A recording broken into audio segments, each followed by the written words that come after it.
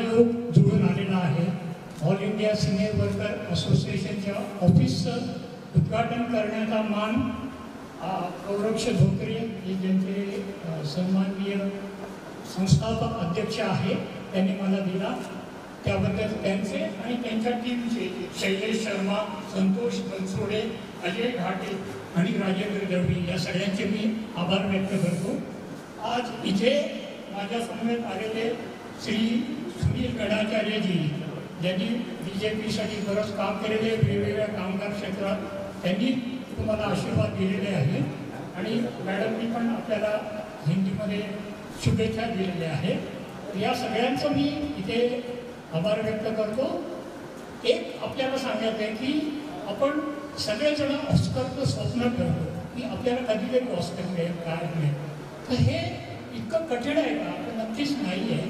आणि मराठी चित्रपट आला तर ते सहज शक्य आहे, कारण ज्या चित्रपटसृष्टीची निर्मितीच एका मराठी माणसाने केलेली आहे, दादासाहेब फाळकेंनी, तिथून ती आत्तापर्यंत एवढी मोठी झालेली आहे आणि ते सगळं शक्य आहे. या दृष्टीने मी 2017 पासून ऑस्करचा सदस्य झालेलो आहे आणि ते लाईफ टाईम आहे, म्हणजे आजीवन सदस्यत्व आहे.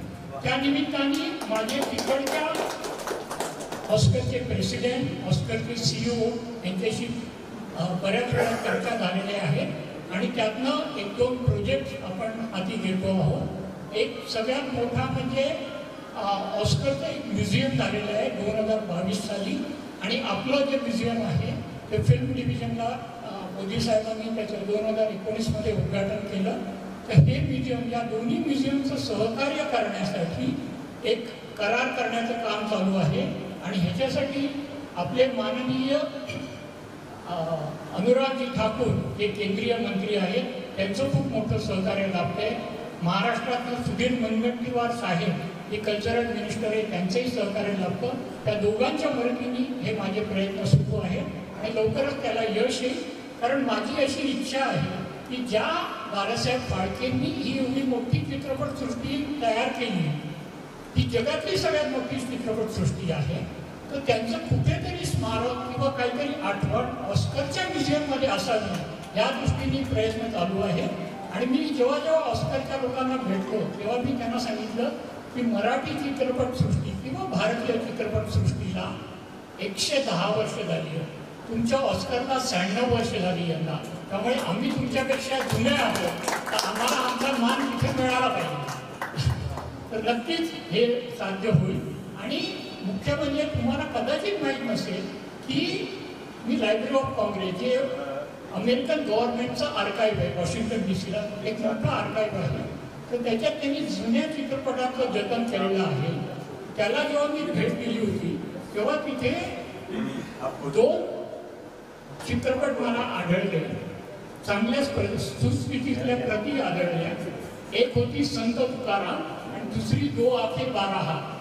ह्या चित्रपटांबरोबरच जवळजवळ 90 चांगल्या चित्रपटांचं जतन अमेरिकन सरकारतर्फे library of Congress Washington DC इथे केलेलं आहे. तर असे काही काही आता मी गेली 7 वर्ष 2016 ते 2023 आपल्या गव्हर्नमेंटच्या म्हणजे केंद्र सरकारच्या नॅशनल फिल्म हेरिटेज मिशनसाठी प्रमुख तांत्रिक सल्लागार म्हणून काम पाहिलं आहे. आणि या प्रोजेक्टच्या अंदर 5000 चित्रपटांचं डिजिटायझेशन आणि रिस्टोरेशन होणार आहे. आणि जे चित्रपट काळाच्या पडद्याआड गेले होते, कारण ते फिल्मवरच उपलब्ध होते आणि हल्लीच्या डिजिटल जमान्यात आपण ते बघू शकत नव्हतो, ते चित्रपट आता लवकरच उपलब्ध होतील. त्यात सगळ्या भाषातले चित्रपट आहेत आणि चांगले मराठी चित्रपटसुद्धा आहेत. तर ह्या सगळ्या याच्यासाठी आम्ही IMB मिनिस्ट्रीतर्फे आणि नॅशनल फिल्म मार्केटतर्फे प्रयत्न केलेले. जगातल्या वेगवेगळ्या देशांमध्ये जिथे जिथे म्हणून आपल्या फिल्म्स आहेत त्यांच्या आर्काईव्हमध्ये, त्यांच्याकडनं त्या मिळवून त्या आपल्या देशात जतन करण्याचं हे ब्रिटिश गव्हर्नमेंटबरोबर काम चालू आहे, फ्रेंच गव्हर्नमेंटबरोबर काम चालू आहे. असं बरंच काम चालू आहे. हे काम जेव्हा प्रत्यक्ष होईल तेव्हा तुम्हाला कळेल, पण हे काम खूप कठीण काम आहे. आणि हा जो प्रोजेक्ट आहे नॅशनल फिल्म हेरिटेज मिशन, हा जगातला सगळ्यात मोठा प्रोजेक्ट आहे फिल्मचं रिस्टोरेशन डिजिटायझेशन करण्याचा. जवळजवळ 600 कोटींचा प्रोजेक्ट आहे. आणि आपल्या मोदीजींनी त्या डिजिटायझेशनच्या पॉलिसी अंडर त्याला मान्यता दिली तेव्हा ते सुरू झालं. 2016ला हे सुरू झालेलं आहे आणि संपूर्ण जग याच्याकडे लक्ष ठेवून आहे की हा प्रोजेक्ट कसा होतोय आणि नक्कीच त्याचा मान आपल्याला मिळणार आहे भारत म्हणून. आणि एक महाराष्ट्रीयन म्हणून दादासाहेब फाळकेंनाही तो मान मिळावा अशी माझी अपेक्षा आहे. आज हा जो उद्घाटन ऑफिसचं झालं आहे हे मला माहिती आहे की शेवटी ही चित्रपटसृष्टी बनते. ठीक आहे, ते चित्रपट आपल्याला दिसतात, ॲक्टर्स दिसतात, सगळे दिसतात, पण पडद्यामागे काम करणारे खूप लोक आहेत आणि हे जे सिने वर्कर्स आहेत त्यांना पण त्यांचा योग्य मोबदला मिळायला पाहिजे. त्यांच्या हक्कांची जाणीव सगळ्यांनी ठेवली पाहिजे आणि त्यांची जर भरभराट झाली तर ही सिनेसृष्टीत सुद्धा भरभराटीला येईल. त्यामुळे हे जे काम करत आहेत गोरक्षक धोत्रे साहेब आणि त्यांचे सहकारी हे खूप चांगलं काम करत आहेत. त्याच्याबरोबरच अजून एक मी आता महाराष्ट्र शासनाबरोबरही एक मीटिंग झाली होती. विकास खारगे सर ते कल्चरल सेक्रेटरी आहे आणि फिल्म सिटीचे अविनाश ढाकणे सर आणि सुरेश मुनगंटीवार साहेब. मराठी सिनेमा जागतिक पातळीवर कसा पोहोचवता येईल आणि माझं तर एम आहे की आपण मराठी सिनेमा फक्त रुपयांमध्ये नाही कमवायचं, आपण डॉलर, युरो आणि पाऊंडमध्ये कमवलं तर ही चित्रपटसृष्टी मोठी होईल आणि त्याच्यासाठी प्रयत्न चालू आहेत.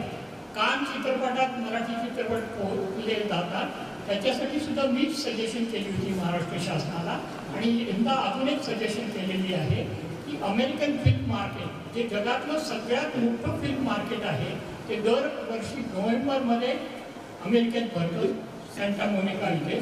तर तिथे हे चित्रपट पाठवण्याची सूचना केली आहे आणि ती सरकारने मान्य केलेली आहे. त्याच्यावर लवकरच प्रयत्न होतील आणि यंदाच्या नोव्हेंबरमध्ये म्हणजे नोव्हेंबर 24मध्ये आपण काही मराठी चित्रपट जर तिथपर्यंत पोहोचवू शकलो तर त्याचा आपल्याला खूप फायदा होईल. ऑस्कर अवॉर्ड जेव्हा आपल्याला मिळतं तेव्हा बऱ्याच वेळा असे मी आढळत आहे की मी स्वतः श्वासला टेक्निकल ॲडवायझर होतो. माझे हरिश्चंद्राशी फॅक्टरीशी संबंध आलेले आहेत. नंतर कोर्ट आणि ही जेवढे 3 मराठी चित्रपट जे ऑस्करपर्यंत गेले त्यांचा सगळ्यात मोठा प्रॉब्लेम काय असतो की तिथली परिस्थिती त्यांना माहीत नसते. नेमकं प्रमोशन कसं करायचं, काय करायचं. आणि ऑस्करच्या बाबतीत असं आहे की जेव्हा आम्ही ॲज अ जुरी चित्रपट बघतो तेव्हा तो संपूर्ण चित्रपट नाही बघितला तर आमचं वोटिंग बटन ऑन होत नाही आणि संपूर्ण चित्रपट बघण्यासाठी तो संपूर्ण चित्रपट आपल्याला नीट कळण्यासाठी त्याची सबटायटल्स खूप महत्त्वाची असतात. आपल्याकडे आपण ब्रिटिश इंग्लिश शिकलो आणि अमेरिकेतले जे 90% जुरी आहे ते अमेरिकन आहे. तर त्यामुळे जर आपण अमेरिकन इंग्लिश आणि त्यात सुद्धा अमेरिकन बोली भाषेत जर त्याचं सबटायटल्स दिली तर ती त्या जुरीपर्यंत चांगल्या प्रकारे पोहोचतील आणि ह्याच्यासाठी सुद्धा प्रयत्न सुरू आहेत. आणि महाराष्ट्र शासनाचा आणि केंद्र सरकारचा मला कायम पाठिंबा राहिलेला आहे. मला नक्कीच वाटतं की आपली जेव्हा चित्रपटसृष्टी वाढेल आणि अशी मोठी होईल तेव्हा त्याचा फायदा या सिने वर्कर असोसिएशनला सुद्धा होईल आणि जे लोक जे काम करत आहेत या माध्यमातून चित्रपटाच्या पडद्यामागे राहून काम करत आहेत त्यांची सुद्धा योग्य दखल केवळ भारतच नाही तर परदेशातही घेतली जाईल. याबद्दल मला नक्कीच शंका वाटत नाही आणि आजच्या या कार्यक्रमाला बोलवल्याबद्दल पुनश्च तुमचे आभार आणि तुमच्या सगळ्या या ॲक्टिव्हिटीजना माझ्यातर्फे अनेक अनेक शुभेच्छा. आज हमारा ऑल इंडिया सिने वर्कर एसोसिएशन का आज ये 8वां साल है और आज माननीय हमारे महाराष्ट्र की शान छत्रपति शिवाजी महाराज की जयंती है. आज ही उनका जन्म हुआ था और उनके जन्मदिन के मौके पर हमने ये नए ऑफिस का आज उद्घाटन किया है. उनके आज पूरा महाराष्ट्र उनकी प्रेरणा से काम करता है और वही प्रेरणा लेके आज हमने एक नया ऑफिस का ओपनिंग करके नए तरीके से हम लोग आज काम करना चालू कर रहे हैं. आज हमारे पूरे महाराष्ट्र में 250 से 300 हमारे ये कमेटी मेंबर है और उसमें आज हमने कम से कम आज 30 से 40 नए कमेटी मेंबर जो अलग अलग क्षेत्र में फिल्म इंडस्ट्री के क्षेत्र में काम कर रहे हैं उनको वो आज हमारे काम से प्रभावित होकर हमारे साथ काम करना चाह रहे थे काफ़ी दिनों से और आज हमने उनको बुला के उनको यथोचित उनको हमारा संगठन का मेंबर और हमारा पदाधिकारी बना के उनका हमने स्वागत किया है. हमने इतने सालों से जो फिल्म इंडस्ट्री के लिए काम किया है उसकी ये हमें लगता है कि लोगों की ये हमारे लिए पहुंच पाती है कि हमारा काम ये लोगों तक पहुंच रहा है और जो बाकी लोग बढ़ गए हैं हमारे साथ उनके साथ से हम और काम करेंगे। ये आज के दिन के लिए मैं मेरी शुभेच्छा देता हूँ। सबसे पहले तो मैं आपके माध्यम से पूरे भारतवर्ष की जनता को छत्रपति शिवाजी महाराज जो महाराष्ट्र के आराध्य दैवत है, सर्वप्रथम दैवत है, उनकी शिव जन्मोत्सव मौके पर बहुत बहुत शुभकामनाएं देता हूं। और आज हम all India cine workers association के नए नूतन कार्यालय का उद्घाटन किया है और उद्घाटन कार्यक्रम में बहुत से हमारे पदाधिकारी, सहयोगी मित्र और आप सभी पत्रकारगण सभी आए थे। मैं उनका भी तहे दिल से शुक्रिया अदा करता हूं। और आज हम ये सिने वर्कर्स जिस मकाम पे लेके जा रहे हैं उस मकाम पे हमारा यही एक दायित्व होगा कि हम आने वाले समय में चित्रपट क्षेत्र के जितने भी हमारे मजदूर भाई हैं, जितने भी कलाकार भाई हैं, उन सभी को उनकी समस्या हल करके उनको जितने से सबसे ज़्यादा न्याय से न्याय दे सके, यही हमारी सबसे बड़ी काम होगा और यही हमारा एक तजुर्बा होगा। धन्यवाद।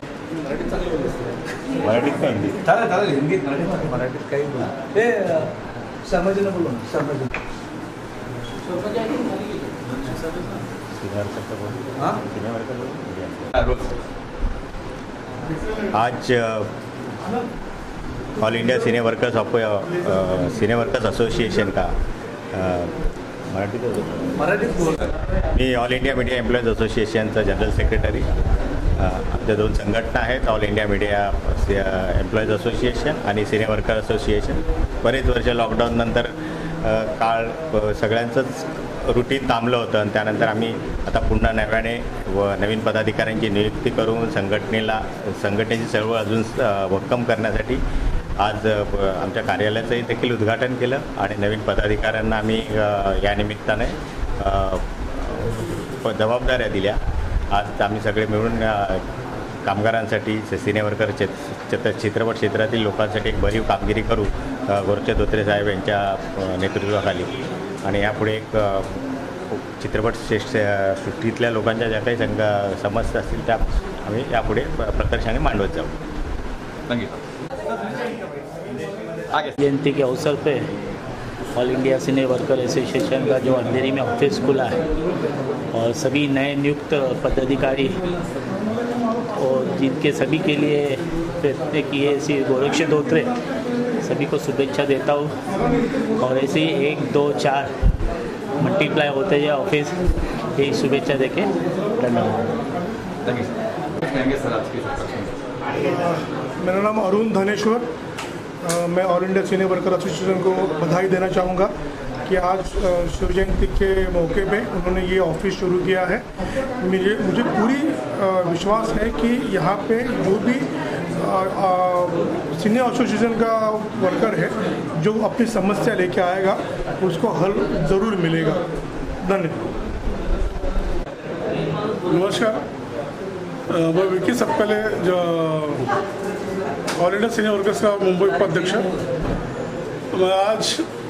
आज का दिन ये मेरे लिए और हमारे सभी मेंबर्स के लिए बहुत बड़ा है, क्योंकि आज शिवाजी महाराज की जयंती है और इन्हीं के अच्छे पवित्र दिन आज का हमारे न्यू ऑफिस का उद्घाटन हुआ है।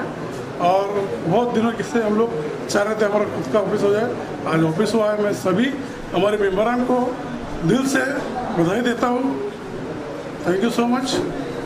जय शिवाजी, जय भवानी। क्या कुछ कहेंगे सर? सबसे पहले सभी तमाम देखने वाले दर्शकों का मैं बहुत बहुत शुक्रगुजार हूँ कि आपकी वजह से ये फिल्म इंडस्ट्री है, और फिल्म इंडस्ट्री है तो आज हमारा ये all India cine workers association का नया ऑफिस आया है। यहाँ पर ये कार्यालय जो खुला है, यहाँ पर हम सारे जो मेंबर्स हैं, सभी जो हमारे ऑल इंडिया में जितने भी इंडस्ट्री में काम करने वाले, फिल्मों में काम करने वाले, सीरियल में काम करने वाले तमाम कलाकार हैं, उनके हक के लिए ये ऑफिस यहाँ पर आज है। और यहाँ पर जितने भी ये सारे कार्यकर्ता है, ये हम सभी के लिए, आप लोगों के लिए खड़े रहेंगे और आपकी जो मुसीबतें हैं, जो प्रॉब्लम्स हैं, उनको सॉल्व करने की कोशिश करेंगे। Thank you so much. सबसे पहले तो जय भवानी, जय शिवाजी। तो क्योंकि हम जो महाराज छत्रपति शिवाजी ने हम सबको अपने अधिकारों के लिए लड़ना सिखाया था, और आज इस कार्यालय का, इस ऑफिस का उद्घाटन उनकी जयंती पे हो रहा है, तो मुझे ये पूर्ण विश्वास है कि यहाँ से उन सभी सिने वर्कर्स के अधिकारों का जो यहाँ पे हनन होता है वो अब नहीं होगा, उनका शोषण नहीं होगा।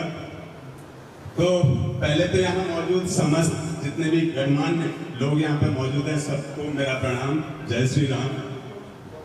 तो मैं कहना चाहता हूँ, कलाकारों की ही कुछ बात है जो मैंने महामहिम राष्ट्रपति जी के लिए लिखा था कुछ, कि मैं कल की तलाश में हूँ, मैं कलाकार हूँ, कल की तलाश में हूँ, मैं कलाकार हूँ, भूखा हूँ मैं, नंगा हूँ मैं, बेरोजगार हूँ, भूखा हूँ मैं, नंगा हूँ मैं, बेरोजगार हूँ।